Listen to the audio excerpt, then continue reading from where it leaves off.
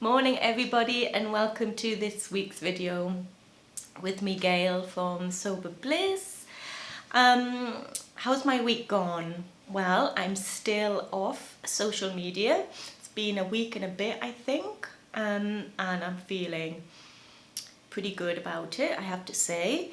I did get my wellness report through from my phone. I get a thing through every Monday. It tells you how long you've been on your phone that week.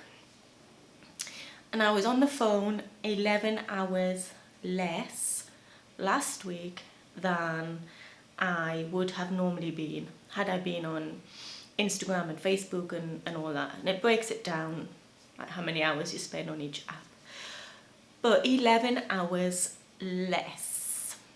That was pretty shocking when I saw that, because it's not like you can pinpoint where the 11 hours have gone. I said to my husband, if I'd spent a whole day, because that's what it is, it's a whole day, I don't know, washing cars or something, then you'd know where your time went. But the scary thing is about my situation anyway, probably yours too, with social media, is that you just can't pinpoint where that time has gone specifically, because you get sucked down a rabbit hole, scrolling, and before you know it, like an hour and a half's passed by when you're only meant to pop in for 10 minutes. So that was a bit of a shock, and it's kind of encouraged me to keep going with this experiment of not being on social media. I'm working through a course at the moment to help me to wean off social media, but still be able to speak to you and share the value and my experience and hints and tips. So I'll be telling you a bit more about that later on. But what else have I done in the 11 hours saved? Well, this week I recorded a podcast with Lucy and Victoria from the Sober Awkward podcast, and that is available for you to listen to now. What else? I've walked a lot. I think I've done, what was it? My Fitbit said 6,900 more steps this week than the previous week. And I just feel so much better, so much lighter, a lot freer, a lot calmer, I would say. And I'm happy with my decision. And that is kind of what I want to talk to you about today, because there have been moments, obviously, when the fear pops up and you think, oh my gosh, I'm going to lose all my friends, I'm going to lose all my followers, people are going to forget that I exist. And all of these thoughts and doubts and fears pop up, which were very similar to the fears and thoughts and doubts I had when I stopped drinking. Like, I'll be boring, I'll be bored, I'll lose all my friends, no one's going to want to go out with me, what am I going to do with myself, all of those things. So the two are very similar, and I did touch on this last week. But one conversation that I had with one of my clients does tie in with this. And it's about, she asked, I'm having trouble staying positive, I'm having trouble staying on track. And sometimes it's just easier to, press a button and say, bugger it, let's have a drink. Because it does sometimes feel like hard work. And sometimes in this little social media experiment, it has felt a little bit hard dealing with the thoughts and the fears and the worries. So how do you stay positive on this journey? Now, two things that I want to share with you which really helped me, and they still help me today. First of all, let's be realistic. You can't be positive 100% of the time, skipping through your days, feeling amazing all the time. That's not how it works, and that's not really the point. When I say feeling positive, I do obviously mean those, positive feelings, feeling good about yourself, why you're doing this, but also feeling safe, secure, grounded, and just knowing that you're on the right track and you're doing the right thing.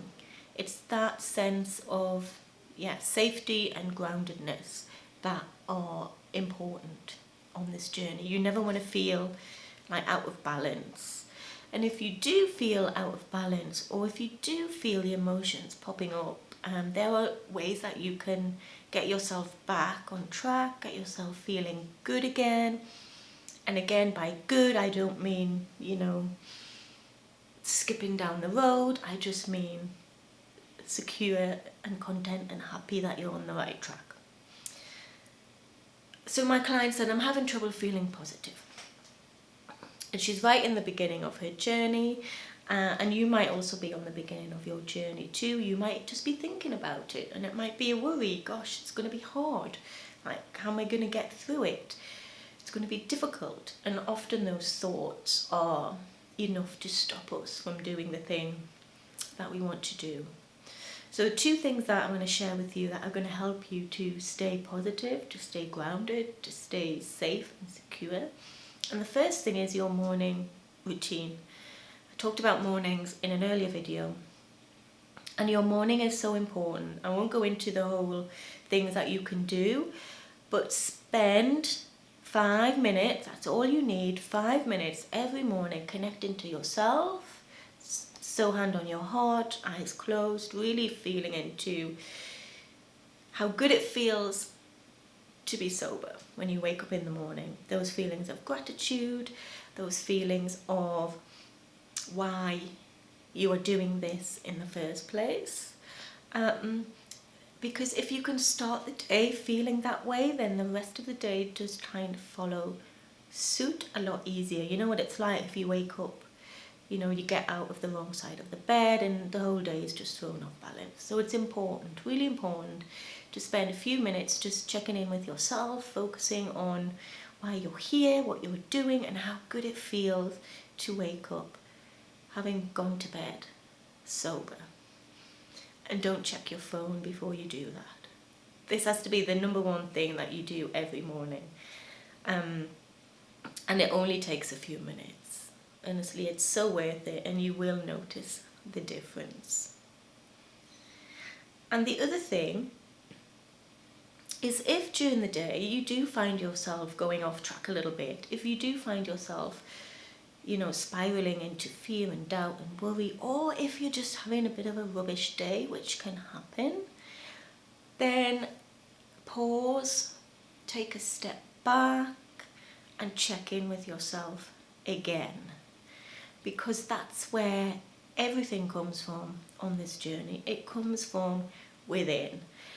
So don't worry about what people think of you, what you think they might think of you. Don't worry about next week, the week after, next year, where you're going to be, what you're going to be doing, how you're going to feel. Just check in. Where are you right now? How am I feeling right now? And what can I do to help myself feel a little bit better right now? Don't kind of react and just reach for a drink or rush into something without taking a moment to pause and take a step back and check in with yourself first. And another little added thing that you can do, which I did all the time in the beginning, was I had a Pinecone. I've mentioned this before. I carried a Pinecone with me. So whenever I felt a bit scared or nervous or things weren't going great, I would take the Pinecone out of my pocket and just hold it in my hand or give it a squeeze, play with it, whatever. So if you can find something to help you connect to the feelings you had when you first woke up, connect to the feelings you want to have when you're a little bit further down the line, connect to your why, then use that. It's such a lovely anchor to help you through your day, through the tricky moments, and to keep you inspired and feeling safe and grounded. It can be anything: a crystal, a piece of jewelry, a favourite piece of clothing, anything that means something to you and will help you connect again to yourself, to how good you're feeling when you're sober, and to why you are on this journey in the first place. So that's it from me today. I really hope you found this video useful. Do keep checking in and let me know if there's anything that you'd like me to cover, if you have a question. These videos come out once a week, so there's always something here for you to learn from, to discover, and I really hope that you are enjoying the hints and tips. So thank you so much for watching, and I will see you back here next week. Bye for now.